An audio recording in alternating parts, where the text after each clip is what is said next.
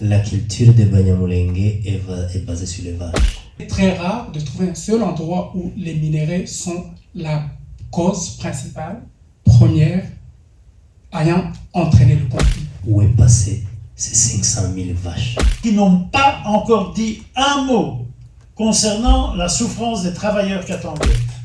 J'ai des expériences personnelles où, pour parcourir ces 270 km, on devait passer la nuit à la Belle Étoile parce que nos camions qui nous transportaient étaient embourbés. Je suis malade, mais malade de l'indifférence de certaines personnes de gauche en Belgique et en Europe. Je suis du Sud Kivu, toute la population de Minembwe n'est pas attaquée parce qu'elle exploite les minéraux. Et on ne lève pas le moindre petit doigt pour les milliers de travailleurs au Katanga. On n'a jamais vu M. Mukwege se lever et pouvoir dire quelque chose, même s'indigner, l'indignation. M. Mukwege, s'il veut, je peux lui proposer une visite dans les villages Emma. L'histoire retiendra que cet homme est passé à côté de son destin. Et je ne cherche aucun peu. Je m'en fous complètement.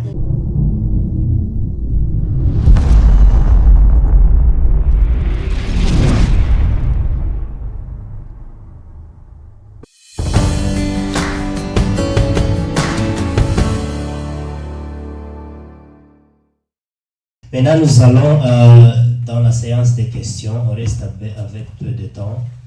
Donc, nous allons prendre des questions l'une de l'autre.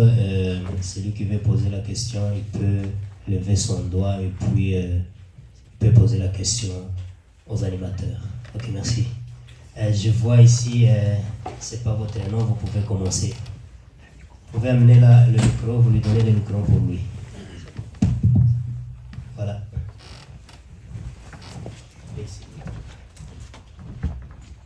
Merci beaucoup. Oui, juste une question pratique. Maître, vous parlez de transmettre des pièces à la compagnie internationale. De quoi s'agit-il exactement comme type de pièce et quelle est la date à laquelle vous pensez Pierre Benazet de RFI, pardon. Oui. Vous pouvez répondre directement. Hein. Oui, je réponds tout de suite. En fait, il faut savoir que depuis plusieurs mois, nous envoyons toute une série d'éléments de preuve dont nous disposons à la Cour pénale internationale, puisque le procureur a annoncé qu'il s'attachait à réaliser des investigations préliminaires. Il nous paraissait important que dans ce cadre-là, ils n'entendent pas uniquement une voix unilatérale qui vienne de certaines autorités, mais qu'il ait accès à tout ce qui se passe, y compris les positions que nous défendons comme avocats. Maintenant, les preuves, je vais vous dire de façon surprenante, mais c'est ainsi. Ça fait des années que nous travaillons la problématique des preuves, comme avocat dans la région des Grands Lacs. Et donc, nous l'avons déjà fait dans d'autres dossiers que le dossier de l'Est du Congo, notamment dans les répressions, puisque je suis avocat, j'ai été consulté à un moment donné dans les répressions intervenues en 2015 au préjudice des populations civiles au Burundi. Nous faisons des interviews complets des victimes. Et donc, les victimes et les familles de victimes racontent par le détail, avec nos équipes d'enquête, ce qu'elles ont subi. Alors, ce sont des témoignages, nous avons plusieurs dizaines de témoignages de ce type que nous transmettons systématiquement à la Cour pénale internationale. Les enregistrements et les preuves que nous disposons là, nous ne les transmettons pas aux autorités judiciaires congolaises parce que nous avons un problème de confiance. Si nous pouvions travailler avec les autorités congolaises, nous le ferions volontiers. Et nous avons d'ailleurs élaboré des protocoles comme avocat. C'est un problème qui m'intéresse énormément, tout ce problème du droit de la preuve dans la région des Grands Lacs. Et donc, le premier élément de preuve, c'est les témoignages croisés des victimes, suivis du témoignage des personnes qui sont arrêtées et qui ont participé éventuellement à des crimes ou ont participé à des combats. Donc, nous avons aussi, par exemple, depuis ce qui s'est passé à Goma, pris des contacts avec des anciens FDLR, et nous avons plusieurs dizaines de témoignages d'anciens militaires FDLR qui sont très intéressants et qui permettent d'éclairer et de comprendre la dynamique dans laquelle la région est tombée, notamment toute la problématique très, très importante des fournitures d'armes. Ce que Jean-Pierre a dit est très important. Il y a un monde, je dirais presque une révolution copernicienne entre un déficit d'appareils d'État accompagné de l'émergence de bandes organisées non contrôlées qu'il faut ramener à la raison, et d'autre part l'intégration de ces bandes dans des forces de réserve de l'appareil d'État en leur donnant une légitimité d'action, sans qu'il n'y ait un travail d'éducation ni d'idéologie. Et donc, ce que nous faisons, c'est un travail sur le long terme. Pour que vous compreniez bien, nous avons un système d'alerte qui fonctionne 24 heures sur 24. Donc, dans les villages, dans les communautés, on est informé. Et ce ne sont pas des informations de prétendus enquêteurs, mais ce sont des informations de première main qui viennent de la population, qui les transfèrent à des amis, et puis ça arrive chez nous.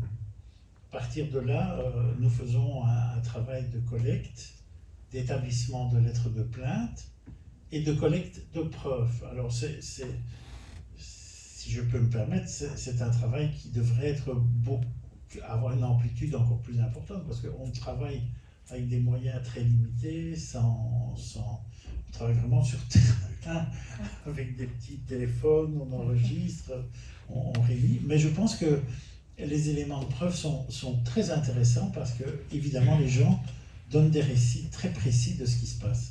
Et donc, ça permet d'éviter de tomber dans ce que j'appellerais le global média, c'est-à-dire le fait que je peux prendre des exemples comme Kichiché ou Kipupu. À un moment donné, l'essentiel, c'est d'avoir les éléments des récits de terrain, des récits de témoins directs, c'est de sortir du discours qui dit il y a des rapports, donc les faits sont établis. Non, c'est pas ça que nous faisons. Nous, ce qui nous intéresse, c'est chaque fois dans les villages, les témoignages et les récits. Et puis après, nous les communiquons à la Cour pénale internationale. On n'est pas naïf sur le rôle de la Cour pénale internationale. Et d'ailleurs, le traité de Rome dit bien que c'est une fonction subsidiaire. Et donc l'idéal serait qu'il y ait un jour une justice locale qui fonctionne convenablement. Mais au moins, nous avons là des documents qui seront conservés pour l'histoire du peuple burundais, ou pour l'histoire du peuple congolais, ou pour l'histoire du peuple rwandais. C'est-à-dire des pièces qui serviront un jour, soit dans un débat judiciaire, soit dans un débat historique. Voilà. Ok. Monsieur ici peut prendre la parole. Merci. Georges Alves pour Mara FM. Donc c'est une petite radio qui émet à partir de Bruxelles. En fait, ma question, je voulais la poser à Maître Manguin. Et tout au long de votre intervention, et aussi bien que l'intervention des autres intervenants, je ne vous ai pas entendu faire allusion aux minerais et aux richesses dans la région. quels seraient, selon vous, donc, les enjeux, les véritables enjeux de la guerre actuelle à l'est de la République démocratique du Congo?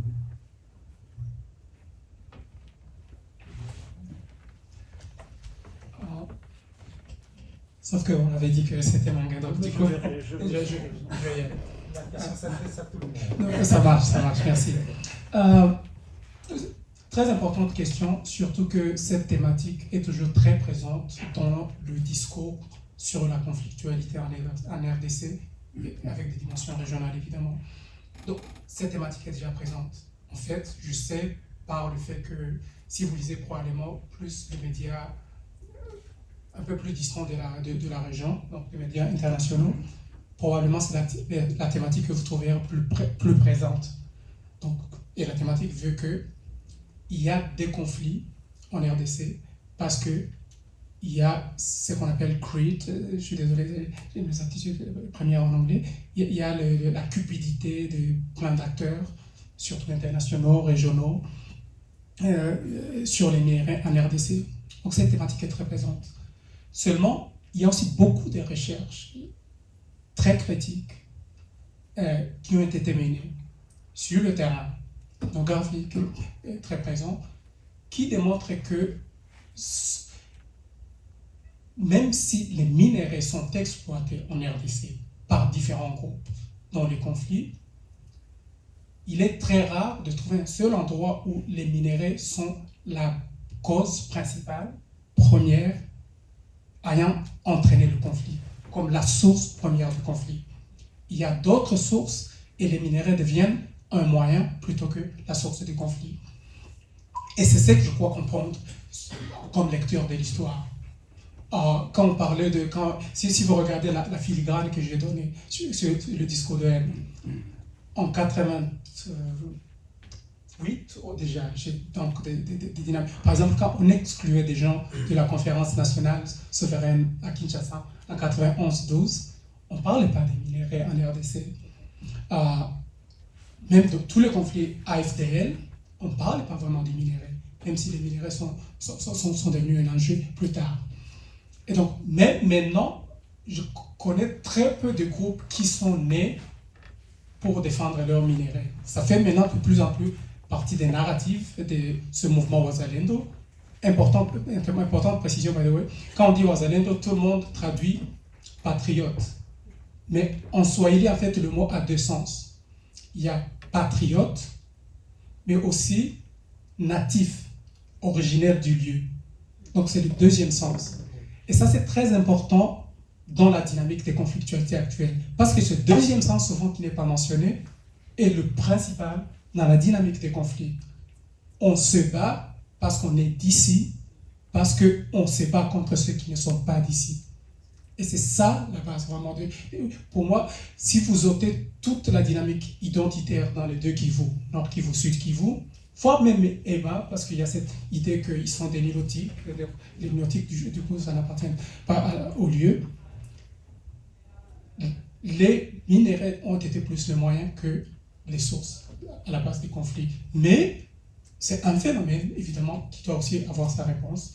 Le contrôle légal des minéraux en RDC, c'est un enjeu devenu sérieux pour beaucoup d'acteurs qu'il faut contrôler et tout, évidemment, pouvoir qui exerce des pouvoirs régaliens de faire organiser ça, comment cela est exploité et utilisé, commercial, ainsi de suite. Mais par l'absence de gouvernance, évidemment, défaillance de gouvernance à l'est de la RDC, évidemment, on fait que cela aussi a été un enjeu majeur qui donne lieu à toutes sortes de trafics.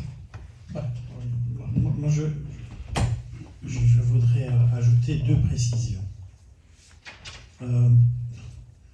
Liées au fait qu'il y a quelques mois, j'ai été consulté par les syndicalistes et les militants du Katanga. Et donc, je suivais les problèmes liés aux minéraux, mais je ne me rendais pas compte exactement de ce qui était en jeu. La question des minéraux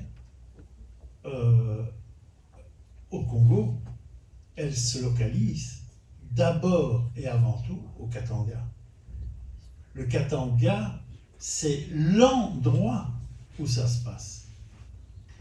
Et en suivant cette histoire, où j'ai découvert aussi, et là je rejoins ce que vous dites, c'est-à-dire que derrière la question des minerais, il y a ce que j'appelle moi comme avocat, derrière les trafics de drogue, la plus grande addiction chez l'espèce humaine, c'est l'argent.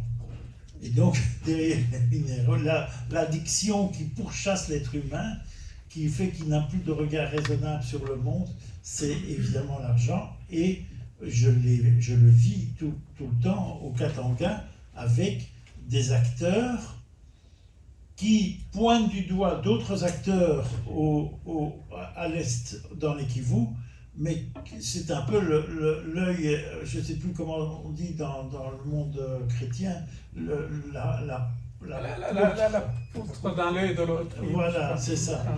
Et donc vous êtes dans quelque chose d'incroyable au Katanga, et ça ne veut pas dire que l'Est du Congo, les Kivu n'ont pas de richesse, ils en ont aussi.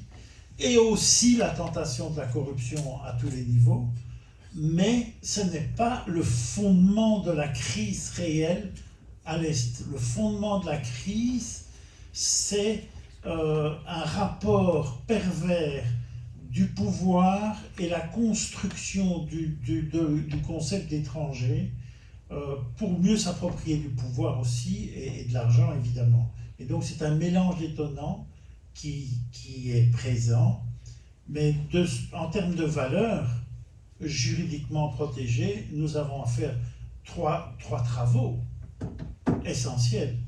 Le premier, c'est arrêter les discours de haine et arrêter la haine de l'autre et donner une place à chacun, parce que sans ça, on ne s'en sortira jamais. Le second, c'est une lutte intransigeante contre la corruption, donc arrêter ce qu'on appelle à Kinshasa la société des frappeurs. Et la troisième, c'est dans ce contexte-là, créer les conditions d'octroi de licences d'exploitation de ressources minières qui assurent le développement économique et social des travailleurs et des populations. Parce que la seule finalité de tout ça, ça ne peut être que le bien-être des peuples, et c'est totalement occulté. Occulté à Kolwezi, occulté au Katanga, occulté partout, parce que les gens deviennent fous pour les minerais. Mais je crois que si on travaille avec la restauration de l'état de droit, arrêter la haine de l'autre, reconstruire une autre société, arrêter et lutter contre la corruption, et Dieu sait si elle existe en RDC, et lutter pour créer les conditions d'octroi de licence d'exploitation avec du développement économique et social. Je suis malade, mais malade de l'indifférence de certaines personnes de gauche en Belgique et en Europe qui n'ont pas encore dit un mot concernant la souffrance des travailleurs katangais. Ça n'a pas de sens. Comment peut-on dire qu'on est quelqu'un pour le partage des richesses à Bruxelles et pour les acquis sociaux, et on ne lève pas le moindre petit doigt pour les milliers de travailleurs au Katanga? Ça, c'est illisible pour l'homme que je suis. Excuse-moi, Jean-Pierre, un mot très important. J'ai une question de suivi là-dessus. Vous pensez que ce n'est pas le fondement, mais est-ce que ça peut être le carburant qui permet la continuation de cette crise? Certainement. Je crois que j'ai abordé dans ce sens presque. Absolument. Il y a évidemment qu'il y a des évidences que les mineurs sont existés évidemment pour pérenniser dans une certaine mesure la continuation des conflits, sans en être évidemment la source première. Mais je voulais pas juste sur ce qu'il vient de dire.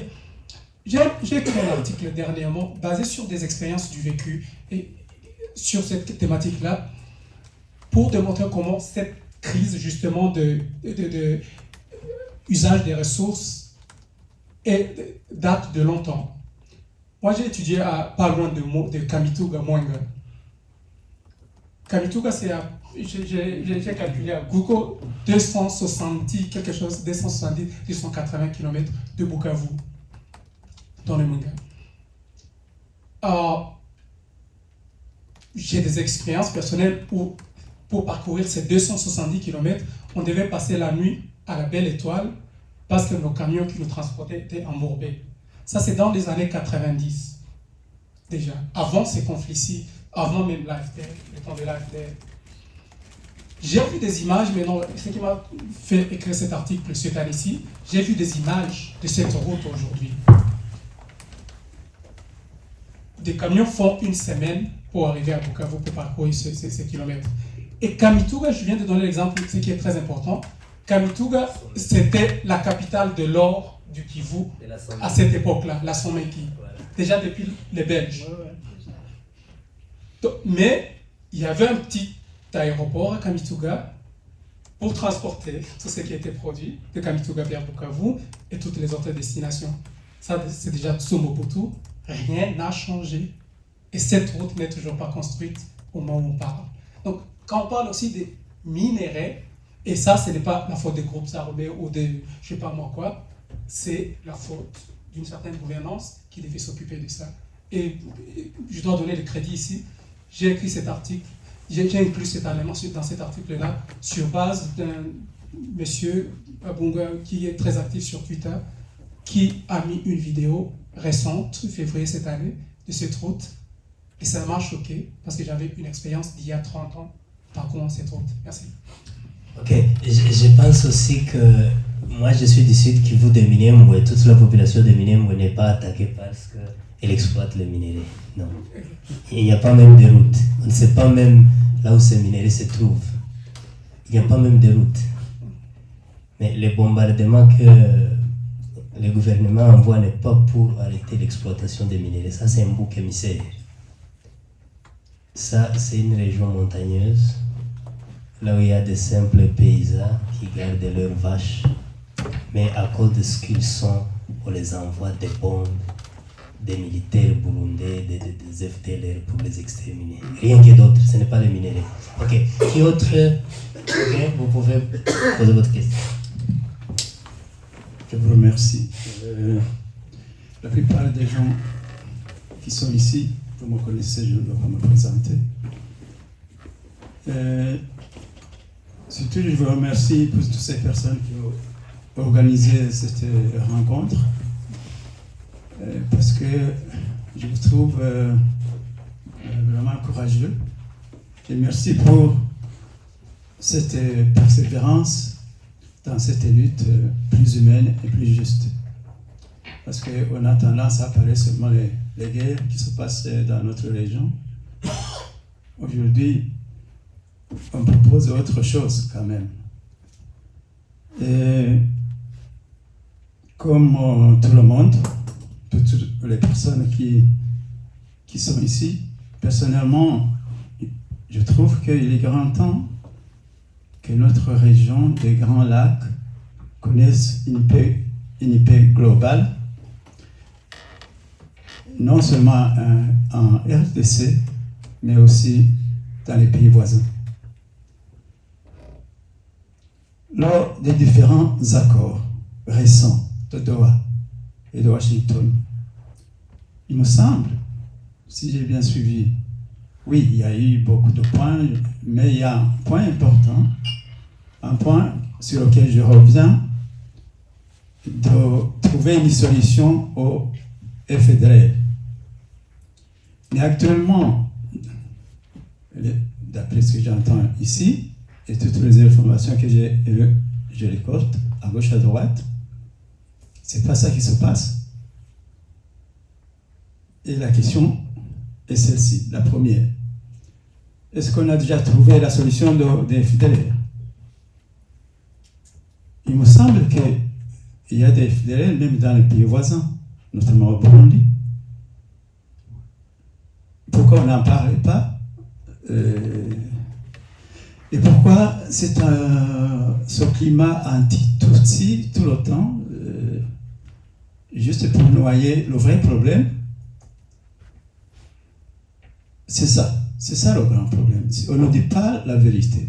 Et si on veut résoudre tous ces problèmes, on doit tenir compte de tous ces problèmes. J'ai la chance, j'ai un ami ici qui s'appelle Jean Boulet. Il m'a dit récemment qu'il a été au Burundi. Est-ce qu'on parle de cette question de FDL? Non, on en parle. Et qu'est-ce que vous avez fait comme recherche? Enfin, j'improvise, et juste, c'est un dialogue, hein, je ne suis pas en train de vous accuser. Donc. C'est une question quand même qui n'est pas... on n'en parlait pas, on parlait de l'antitutsuisme, comme on dit, antisémitisme. Et je pense qu'il est grand temps de trouver une solution à ce grand problème. Si vous avez des informations plus détaillées, vous pouvez nous le dire ce soir. Et la question à Uvira, c'est la deuxième question. La situation actuelle. Il y a quelqu'un qui a dit, je pense que c'est Maître Manga, il a dit que la situation est un peu confuse des fois, mais à un certain moment, moi-même, j'étais perdu d'après les informations que j'ai eues. On disait que les forces de la RDC sont devenues ennemies de Wazalendo. Moi, je ne comprenais plus parce qu'avant, ils étaient ensemble. Jusqu'à présent, je ne connais pas vraiment la vraie situation à Uvira, même si je suis. Bon, je ne vais pas m'éterniser, vous avez dit beaucoup de choses, je vous remercie beaucoup des informations. Mais je vous donne une information pour toutes les personnes qui n'ont pas encore peut-être lu l'information. Il y a un média qui s'appelle L'œil des Grands Lacs, en anglais The Great Lakes, je ne sais pas si on dit I. Yes. Et il y a un titre intéressant que je vous recommande à lire. A Congolese knife that cut Rwanda-Belgium ties. Je vous recommande de lire ça. Toute la vérité à vérifier se trouvait là. Il y a beaucoup de détails. Je ne sais pas si vous avez déjà lu ça, mais je vous recommande de lire. Je n'ai pas précisé cette Congolaise dont il est question, mais le nom se trouvait là. C'est une députée d'origine congolaise qui travaille ici. Merci pour vos trois questions pertinentes. Je pense que les animateurs peuvent répondre, s'ils peuvent faire la réaction sur ça. C'était des observations. Et on était à l'écoute, c'était bien. Voilà.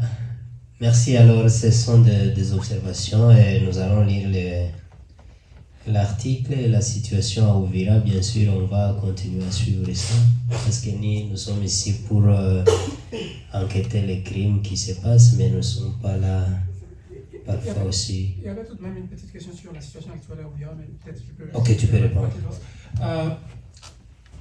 Il y avait côté FDL, nous savons que c'est un problème complexe, donc ce n'est pas encore résolu évidemment parce qu'il n'y a pas une mise en place, mise en pratique de Doha, si vous voulez.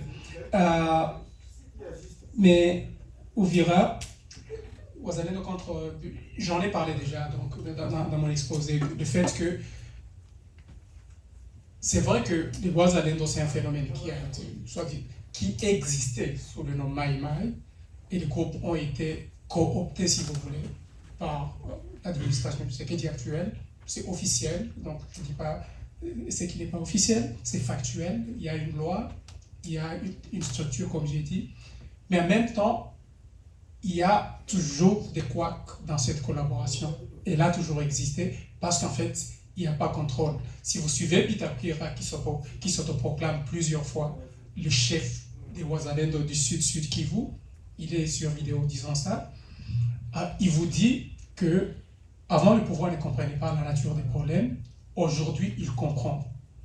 Il a même utilisé, j'ai posté une vidéo, il a même utilisé le mot Ameokok. Le président ne comprenait pas, mais il a été sauvé dans le sens religieux du terme, parce qu'il a maintenant compris comment résoudre ça, c'est à travers Ouazalendo. Et pour lui, c'était clair. Avant même que la loi ne soit formalisée, il a dit ils doivent même être intégrés formellement dans l'armée. Donc, du coup, il y a deux structures qui existent, mais ils ne contrôlent pas, le gouvernement ne contrôle pas 100% ces acteurs qu'il a cooptés. La preuve, c'est que quand leurs intérêts divergent, des fois ils se battent, comme c'était le cas au Vira. Et ça, il faut toujours le savoir. Mais ce qui est important, le rapport de force, surtout dans la région d'Ovira, est en faveur de ces soi-disant Ouazalendo Maïma.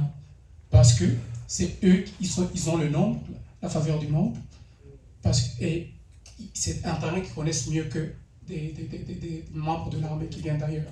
Donc, et ils connaissent les populations actuelles, évidemment, qui surchauffent. Il y a une image qui circulait dernièrement avec des enfants, avec des fusils en bois, avec des Motorola en bois, qui jouaient au Ouazalendo. Ce qui vous montre le pouvoir de la propagande. Des vidéos avec de vraies armes. Hein. Exactement. Qui vous montre le pouvoir de la propagande. Donc, du coup, il y a cette réalité où, des fois, les intérêts vont ensemble, mais aussi divergent. Et il n'y a pas très longtemps, le chef des Ouazalendo, officiellement nommé, Boulenda Padil, il avait même été arrêté un beau moment par le pouvoir, disant qu'il était traître, tout ça. Et puis, ils l'ont relâché, il est toujours en fonction. Donc, il y a cette dynamique, ils ne sont pas 100% contrôlés, même si structurellement, des niveaux institutionnels, ils en font partie. Merci beaucoup. Ok, je pense que toutes les questions ont été posées. Ok. Il y a encore, nous pouvons prendre 3 questions parce qu'on est à bout du temps. Ok, merci. Merci beaucoup pour la parole. Moi, c'est Henri de Qui vous connecte, une télésérie YouTube. Donc, j'ai une petite question que je vais adresser à Madame Irène. Donc, nous avons vu le docteur Denis Mukwege qui a le prix Nobel. Donc, parcourir le monde pour informer l'opinion internationale sur les violences faites aux femmes à l'est de la RDC. Cependant, il a en aucun moment évoqué le cas des femmes Banyamulenge Tutsi ou Emma, violées chaque jour. Que pensez-vous de cette attitude? Merci pour la question. Honnêtement, j'aurais du mal à me positionner par rapport à ça, parce que je pense que chacun choisit ses combats.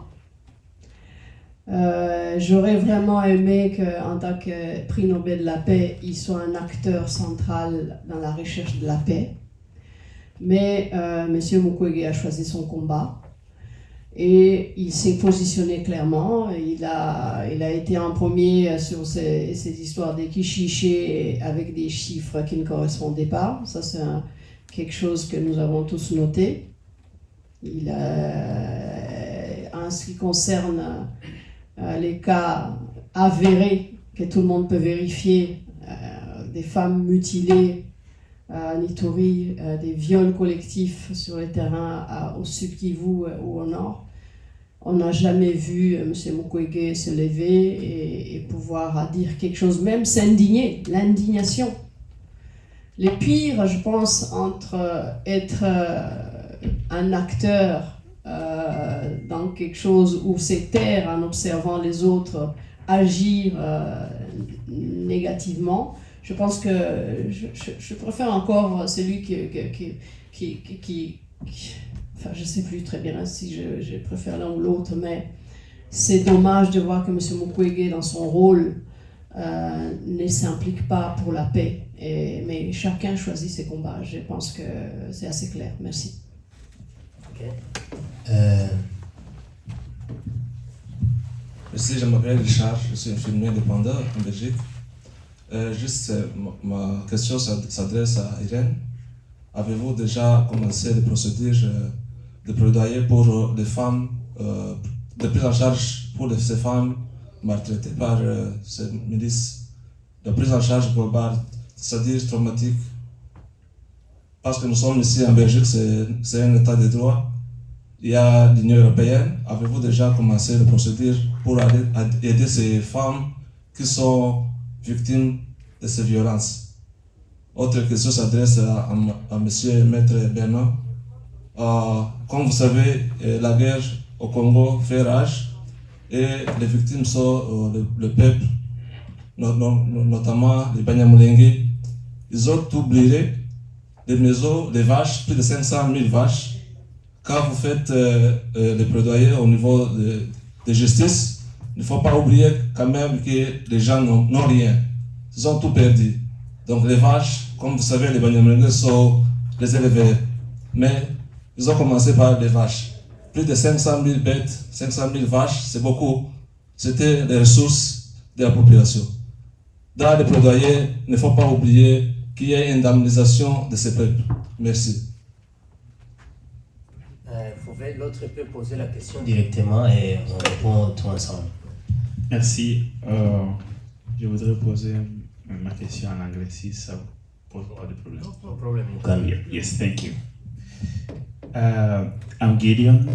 I was born in Congo, but yeah, Congo is one of it's the first French-speaking country, but the fact that I cannot express myself, it's already a challenge. My question is, the government of Congo, with the help of the government of Burundi and the Wazalendo, they are killing Tutsis and Hema everywhere in Congo. Everything is evidenced. Prof. Felix has a lot of articles. Maître Menge has a lot of letters and videos. But the world is really not taking any action. On the other side, the government of Congo is playing victim of Genocost. And the world seems to be very interested in listening to that. How do you understand or what do you think of this world inactivity or partiality in taking these things into consideration? Thank you. Okay. Irène, you can respond first to the two. Oh, sorry, Irène, vous pouvez répondre les deux premières questions et puis vous pouvez aussi répondre les suivantes. Merci. Moi, c'était une question, je crois que la suivante, c'est Maître Manga. Les processus par rapport à une action pour aider les femmes. Mais écoutez, donc tout ce que nous faisons a un lien avec ça. C'est-à-dire que malheureusement, on commence d'abord sur les préjudices physiques. On commence d'abord par c'est un long chemin, comme l'a dit Maître Manga. Ça va prendre du temps. Ça va prendre un temps long, très long, pour qu'on nous écoute. Comme l'a dit Maître Manga, on a déjà envoyé des plaintes documentées et qui c'est des milliers de pages qui sont déposées dans les institutions judiciaires et jusque-là, on a zéro réaction. Et ça fait des années qu'on le fait. Donc, on commence d'abord par les préjudices physiques. C'est déjà un long chemin où on n'a aucune réaction, mais on ne lâchera rien. Et il y a la partie préjudice psychologique qui viendra plus tard, parce que c'est le pire. C'est quelque chose que vous ne pouvez pas prouver. Les gens sont traumatisés. Ça, ce sont des générations de gens traumatisés. Et ça n'est, bon, vous le voyez sur d'autres peuples qui ont eu des cas de génocide. Croyez-moi, les gens qui ont vécu des génocides, ce sont des préjudices sur des générations. Ce ne sont pas des choses qu'on peut guérir du jour au lendemain. Donc c'est un travail de longue haleine, à long terme. Il y a des blessures qui ne se fermeront jamais. Mais nous ne lâchons pas. Nous allons continuer, nous allons nous battre avec les moyens que nous avons. Là, pour l'instant, nous faisons un travail sur ce qui je peux appeler le premier pas, c'est-à-dire les préjudices physiques. Et ce qui va suivre, évidemment, c'est voir un peu comment aborder cette question des préjudices psychologiques et la prise en charge de toutes ces personnes fragiles, parce que ce n'est pas seulement les femmes, il y a les enfants. Imaginez un peu les enfants dans ces théâtres de guerre et des violences et des conflits. Et qu'est-ce qu'ils vont devenir? Ces enfants sont tout simplement sacrifiés. Ici, nous avons vraiment des générations de gens sacrifiés, mais nous ne lâcherons rien. Et encore une fois, je disais, je salue la résilience de toutes ces familles, toutes ces femmes qui se tiennent debout et qui n'arrêtent pas de continuer à essayer de garder la tête haute et d'avancer. Et nous serons toujours là. Nous nous battrons juste, même s'il en reste un d'entre nous, cette personne continuera toujours à se battre pour les droits. Merci.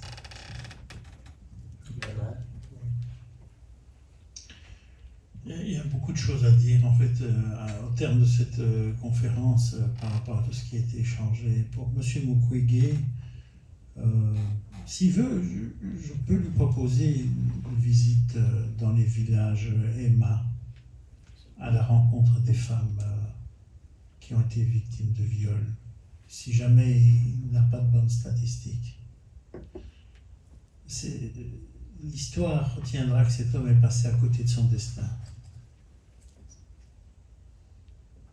Quand on porte quelque chose aussi essentiel qu'un prix Nobel, on doit être porté par le prix.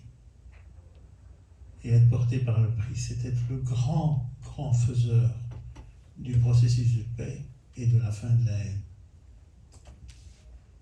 Et j'ai l'impression, peut-être que dans les universités occidentales, il est bien écouté, mais dans les villages congolais, je ne suis pas sûr qu'il est vraiment à côté des gens qui souffrent.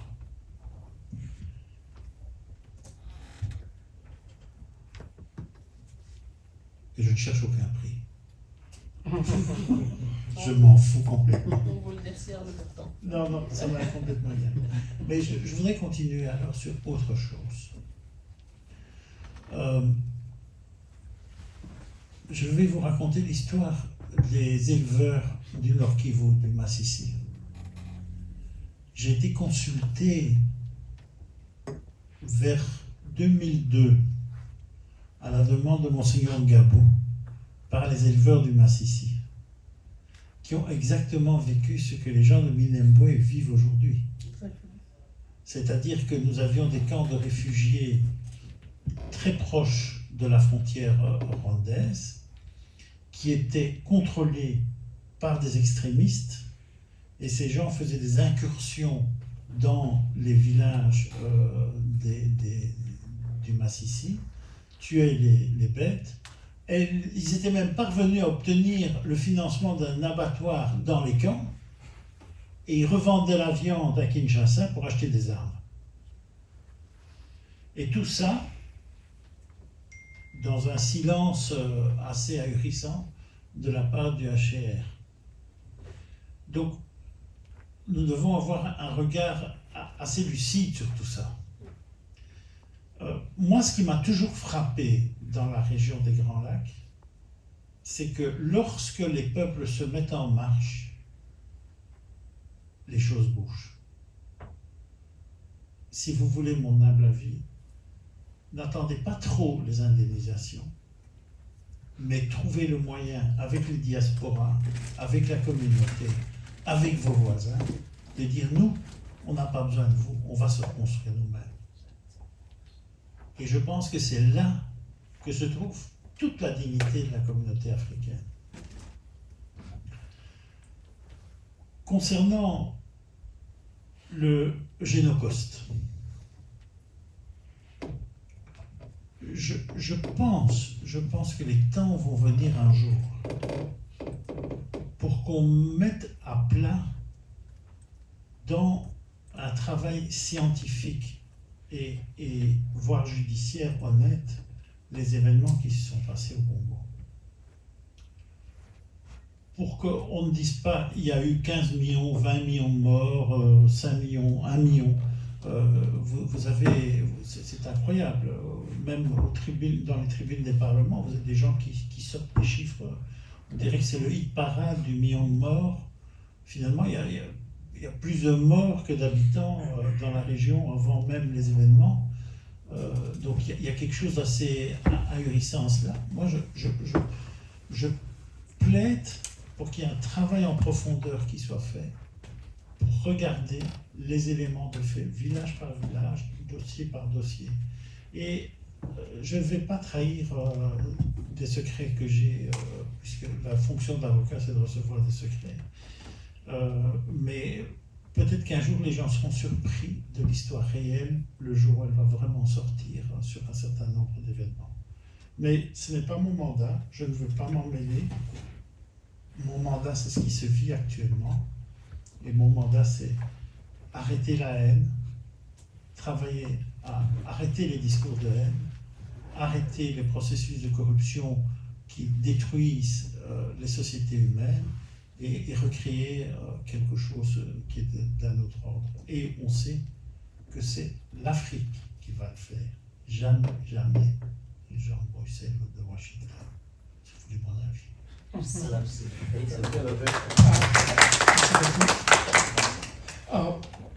Donc les deux premières questions étaient très précises, donc je dois pas y aller parce que c'était dirigé. Donc je vais commenter sur... j'espère que vous comprenez le français. Oui, je comprends. Ça marche. Sinon j'allais facilement aller en anglais. Mais Génocost, c'est un phénomène très important parce qu'il faut en tracer l'origine du concept, mais aussi de la dynamique. Parce que quelqu'un parlait de Mukwege. Actuellement, ce concept aussi s'est créé et s'est cristallisé autour de lui, notamment les campagnes sur le rapport mapping, si vous voulez. Ouais. J'avais même écrit, donc des choses s'est cristallisées aujourd'hui, j'avais même écrit un article là-dessus en 2021 dans Jeune Afrique. C'est qui appelait la nécessité de décoloniser la justice transitionnelle en RDC. Parce que, à la base, il y a cette idée toujours que la responsabilité de tout ce qui se passe en RDC est externe.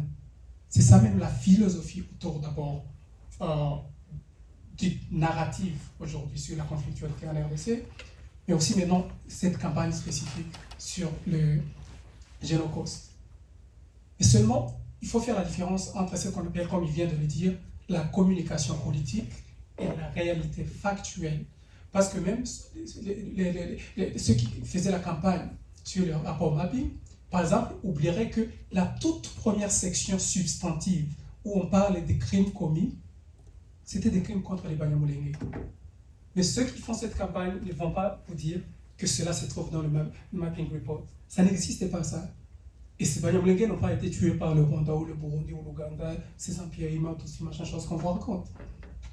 C'était pas des gens qui s'appellent aujourd'hui des Wazalendo, Maïmaï à l'époque, qui ont été baptisés, Wameokoka, qui ont été sauvés. Et ça, c'est important de le souligner chaque fois. Et donc, il y a beaucoup de choses. Encore une fois, on parle du factuel. Pour moi, surtout comme chercheur, je parle du juridique.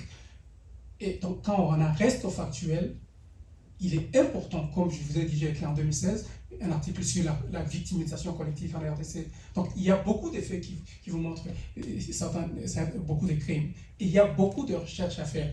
Mais les extrapolations, des chiffres en l'air, sans rigueur scientifique, c'est très dangereux et ça fait partie en soi des dynamiques de conflictualité. Dans cet article, j'avais fait une revue de la littérature qui questionne même l'usage de ces chiffres déjà. Ça fait maintenant presque plus de 10 ans, notamment par un démographe belge, ici, qui avait, à l'époque on parlait de 5-7 millions de morts, qui avait démontré que, par exemple, on ne pouvait pas parler de plus de 200 combien de morts en faisant des études démographiques sur la population congolaise, ainsi de suite.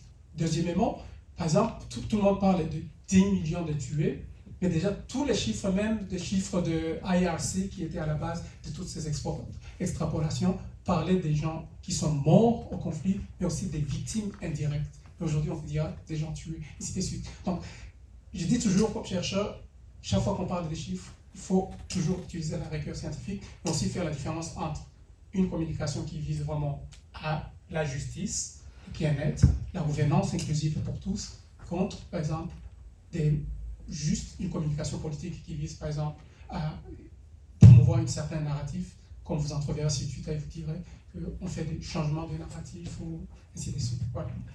Ok, je vous remercie pour avoir répondu à toutes les questions. Je dois ajouter une chose sur la question de destruction des bétails de Banyamulenge. Ça, c'est l'une des méthodes de commettre un génocide. Parce que pour eux, c'est un déracinement culturel. La culture de Banyamulenge est basée sur les vaches. Ça, ce n'était pas gratuit. Il fallait d'abord les dépouiller de toute leur culture. C'est la destruction. Parce que toutes ces vaches étaient vendues sur des marchés publics. Et l'État ne s'est jamais même demandé où est passé ces 500 000 vaches, par exemple. Et aussi une destruction économique, bien sûr. Et aujourd'hui, ils sont enclavés et asphyxiés. Donc, d'abord, il fallait détruire leur culture. Deuxièmement, il faut détruire leur mode de vie économique. Et maintenant, c'est le bouclement. Donc, ça, c'est dans le processus d'éradiquer la communauté.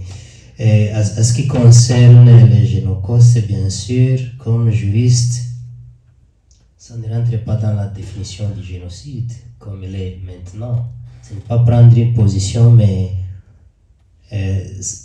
la définition, c'est détruire totalement ou en partie un groupe national, racial, religieux.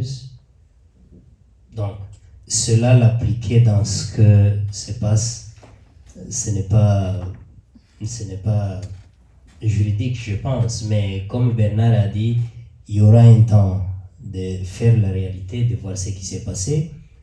Mais de ma façon de voir, c'est une communication politique, comme ils les ont dit, et que le régime en place véhicule pour se dérober de ses responsabilités de protéger. Parce que c'est l'État qui a l'obligation de protéger toute sa population, mais il faut trouver un bouc émissaire. Mais ça, c'est ma position propre. Ça n'engage pas les collectifs. Il y a toujours aussi ce débat terrible entre l'histoire et le présent. Et donc, c'est vrai que, ayant traversé toute ma vie avec la région des Grands Lacs, l'histoire, j'y suis accroché et je pense qu'il faut continuer à la travailler. Mais au présent, il faut bien voir ce qui se passe et il faut d'abord remédier le plus vite possible à toutes les brèches aujourd'hui qui sont là au niveau de l'état de droit. Voilà. Je vous remercie tous pour avoir participé à la conférence.